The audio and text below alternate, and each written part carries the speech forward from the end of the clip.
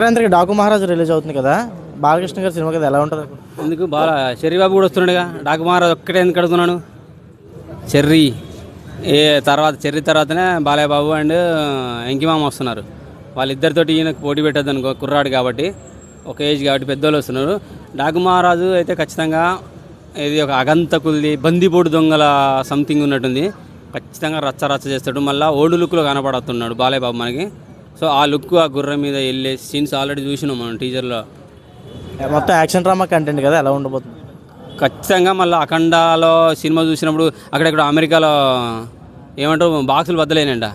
ఈసారి మళ్ళీ తమను కొట్టుడికి ఆయనకు ఏం అవసరం లేదు. ఆయన సీటు చాలు మ్యూజిక్ కొట్టడానికి, బీజిఎం కొట్టడానికి కూడా. తమను ఖచ్చితంగా ఫుల్ మాస్ ఎంటర్టైన్మెంట్ సంక్రాంతి చూడబోతున్నాం.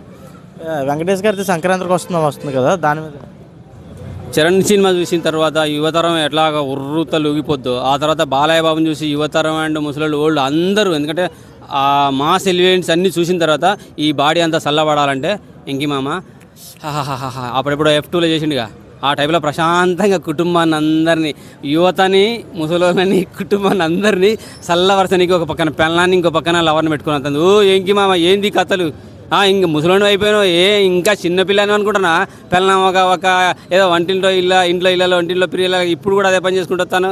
కానీ మరీ ఓవర్ డోస్ చేయకు, జస్ట్ రొమాంటిక్గా ఉంటే చాలు, సరసంగా ఉంటే చాలు, సరదాగా ఉంటే చాలు.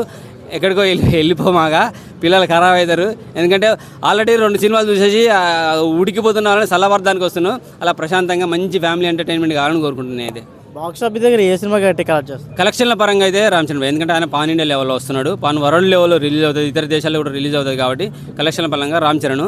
సో వీళ్ళిద్దరూ తెలుగు సినిమా లాగానే వస్తున్నారు కాబట్టి తెలుగు సినిమా పరంగా బాలయ్య బాబుకి ఎక్కువ ఛాన్సెస్ ఉన్నది కలెక్షన్ల పరంగా కూడా వీళ్ళిద్దరిని చూసుకుంటే. ఎందుకంటే వెంకిమామ జస్ట్ ఫ్యామిలీ ఎంటర్టైన్మెంట్గా ప్రశాంతంగా హ్యాపీగా ఉండడానికి, నవ్వించడానికి వస్తున్నాడు కాబట్టి అంత కలెక్షన్ రాకపోవచ్చు. హిట్ అయితే కొడతాడు, బ్లాక్ బస్టర్ అనేది నేను చెప్పలేను. Okay, thank you.